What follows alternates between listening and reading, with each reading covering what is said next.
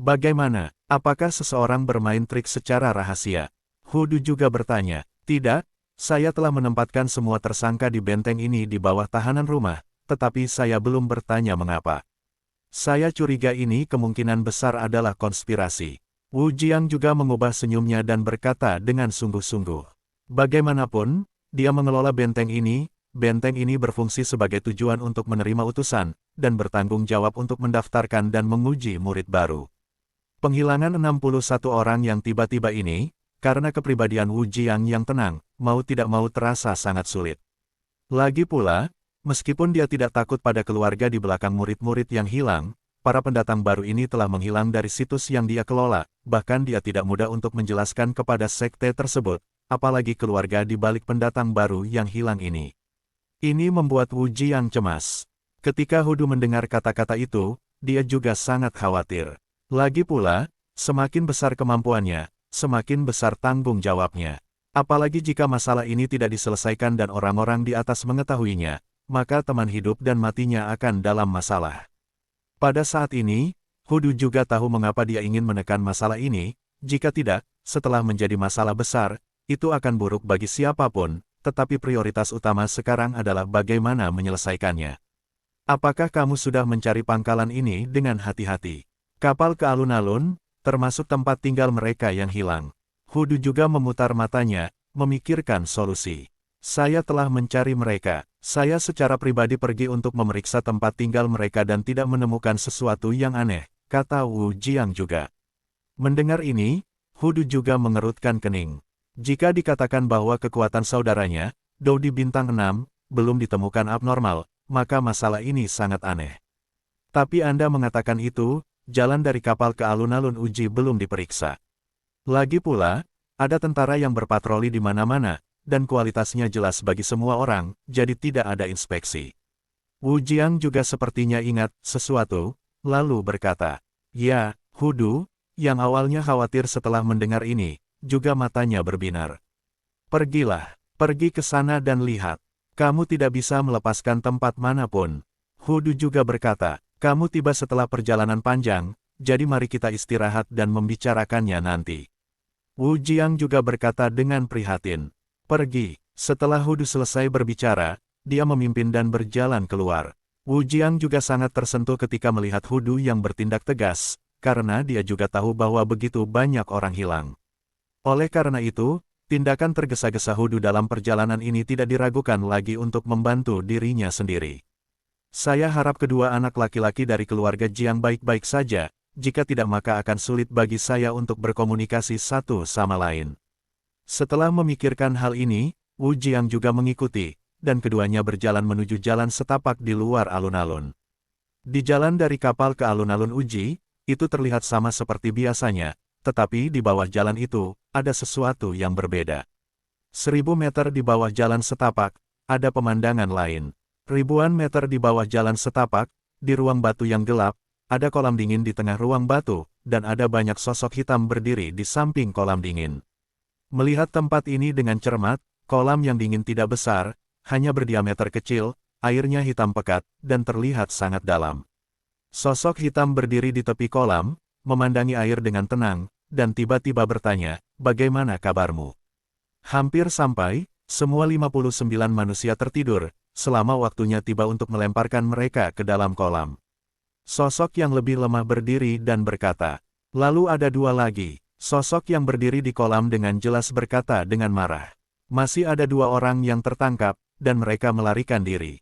Sosok yang lebih lemah juga berbisik, "Sampah."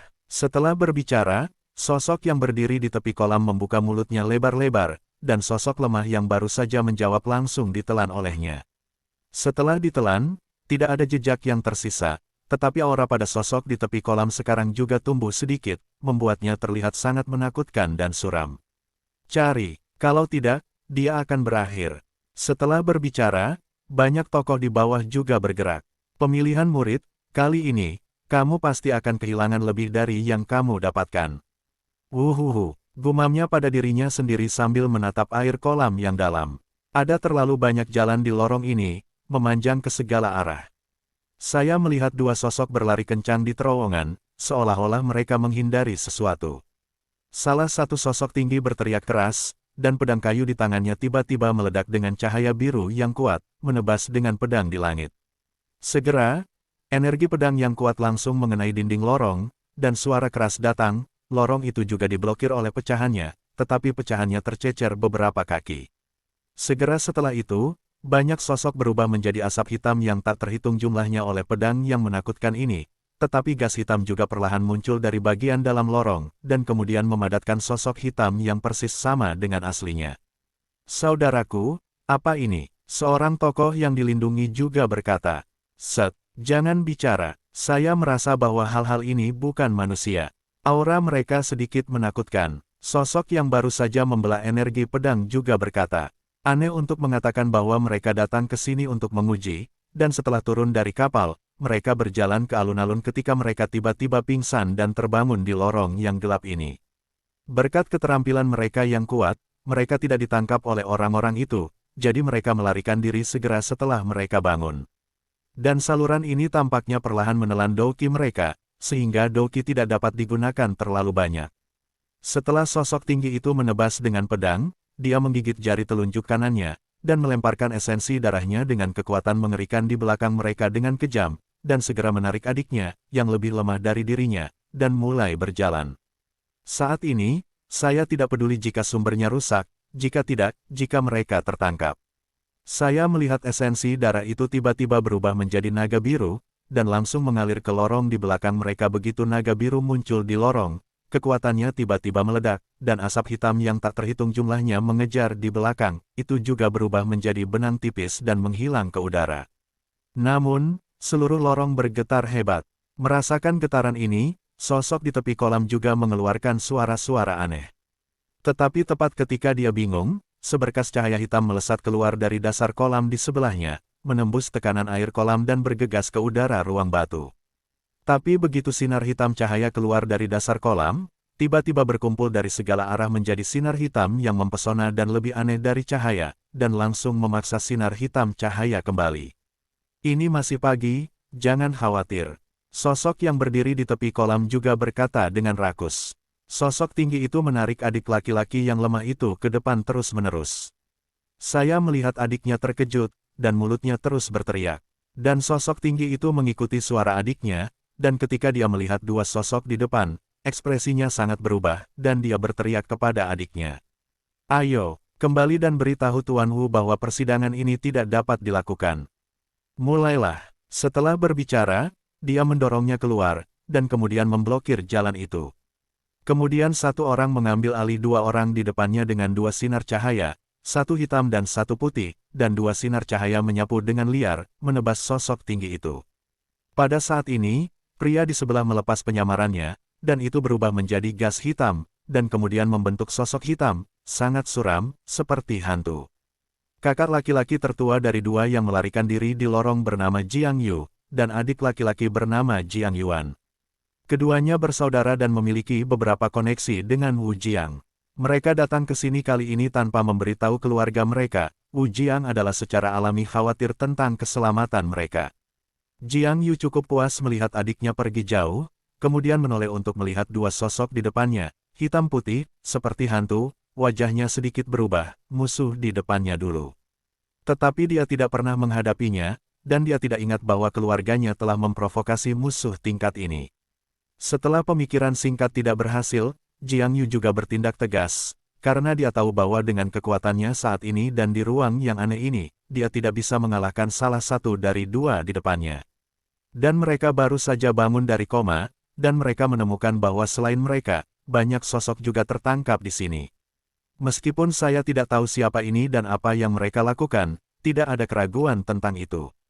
Pasti ada konspirasi untuk itu. Jadi dia diserang oleh dua sosok hitam putih, dan kemudian dia melarikan diri ke arah yang berlawanan dari pelarian saudaranya. Sial, siapa orang-orang ini? Ras jahat ekstrateritorial, tapi kenapa aku merasa nafas mereka tidak seperti ras jahat alien itu? Napasnya suram dan aneh. Jiang Yu juga bertanya-tanya, mengejar, satu orang. Mereka tidak boleh dibiarkan melarikan diri, kalau tidak kamu akan tahu akhirnya. Kata sosok hitam itu kepada sosok putih. Aku tahu, itu benar-benar bertele-tele. Setelah mengatakan itu, kecepatan sosok putih itu juga meroket, mengejar ke tempat Jiang Yuan melarikan diri. Pada kecepatan itu, jejak gas aneh dan suram juga tetap ada. Mari kita lihat kemana kamu melarikan diri sekarang. Sosok hitam itu mengejar pelarian Jiang Yu. Ada di sini, Hudu juga berkata kepada Wu Jiang. Kemudian, terlepas dari Wu Jiang, dia secara langsung dan hati-hati memeriksa tanah itu. 100 meter, 200 meter, 700 meter, ini sudah batas Hudu, tapi dia masih tidak menemukan sesuatu yang tidak biasa, jadi dia tidak punya pilihan selain melakukannya. Apakah kamu tidak memeriksa tempat ini? Hudu juga berkata dengan sedih, bagaimana hal seperti itu bisa ceroboh, jika seseorang secara tidak sengaja memprovokasi kesalahan di atas, konsekuensinya sangat serius. Dikatakan bahwa ada masalah di sini sebelumnya, tetapi jumlah orang berada dalam kisaran yang dapat dikendalikan, sehingga ditekan oleh kekuatan tingkat tinggi. Wu Jiang juga berkata perlahan, bagaimana bisa, ini semua tentang hidup. Hudu jelas marah dan berkata dengan marah.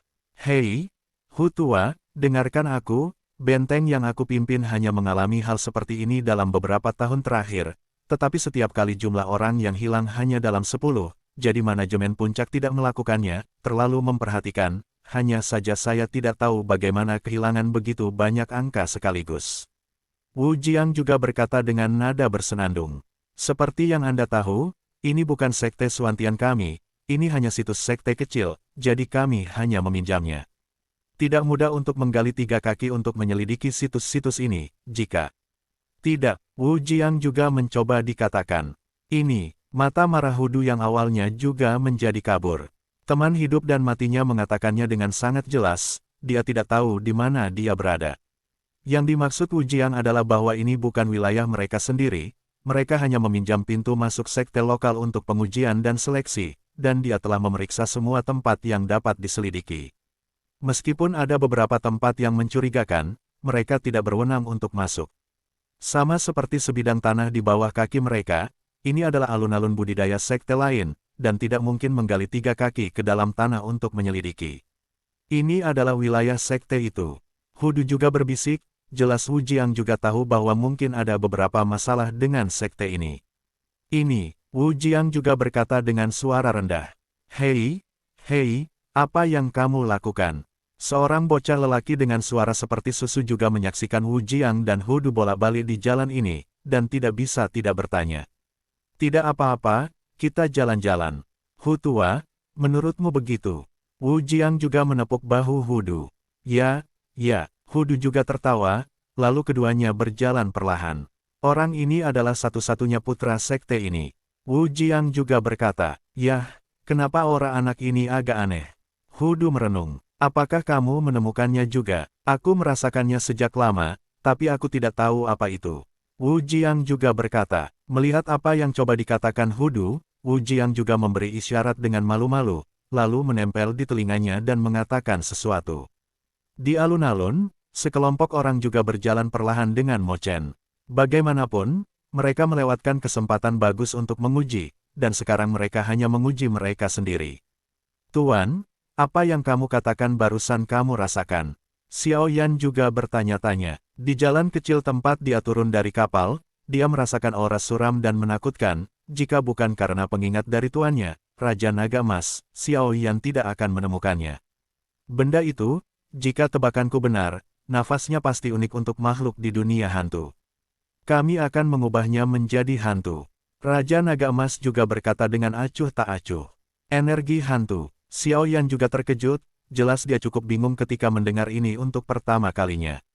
Yang disebut ki hantu sama dengan energi di dalam dirimu, tapi itu disebut ki pertempuran di dalam dirimu. Namun, energi hantu ini sangat menakutkan dan aneh. Begitu menyerang tubuh, itu akan mempengaruhi pikiran jika itu serius. Raja Naga Emas juga menjelaskan. Mendengar ini, Xiao Yan juga tiba-tiba tercerahkan. Kenapa hantu dari dunia hantu ini ada di Suan Santian, dan apakah populasi yang mereka gunakan ada hubungannya dengan mereka? Xiao Yan juga bergumam pada dirinya sendiri. Hei, ini bukan kekhawatiranmu. Yang harus kamu lakukan sekarang adalah bergabung dengan Paviliun Dupa Pembakaran melalui seleksi setelah ujian. Adapun masalah yang hilang, Wu Jiang secara alami akan menanganinya. Tapi kamu sendiri harus hati-hati. Lagi pula, hantu dari dunia hantu akan muncul di sini, dan pasti ada konspirasi dari mereka. Ya, Xiao Yan juga menjawab. Ada apa? Yueru juga melihat Xiao Yan tertawa dan mengerutkan kening untuk beberapa saat, tetapi biksu kedua benar-benar bingung, jadi dia bertanya dengan keras. Tidak apa-apa, Xiao Yan juga takut ketahuan, dan mencoba yang terbaik untuk menutupinya. Liu Yin di samping dan Xiao Han di pundaknya juga melihat sekeliling, rupanya tempat aneh ini membuat mereka merasa cukup segar. Beberapa orang lain mengikuti Mo Chen tanpa mengucapkan sepatah kata pun. Saat langkah kaki semakin dekat, sebuah rumah yang agak mewah muncul di depan semua orang. Ini di sini, masuk. Mo Chen juga berkata kepada semua orang. Sambil tersenyum, semua orang juga masuk ke rumah mewah satu demi satu. Begitu memasuki ruangan mewah, saya tidak melihat banyak harta emas dan perak yang saya bayangkan. Hanya ada banyak bola kristal dan beberapa saya tidak tahu apa itu, tetapi sekilas saya tahu itu adalah alat untuk deteksi.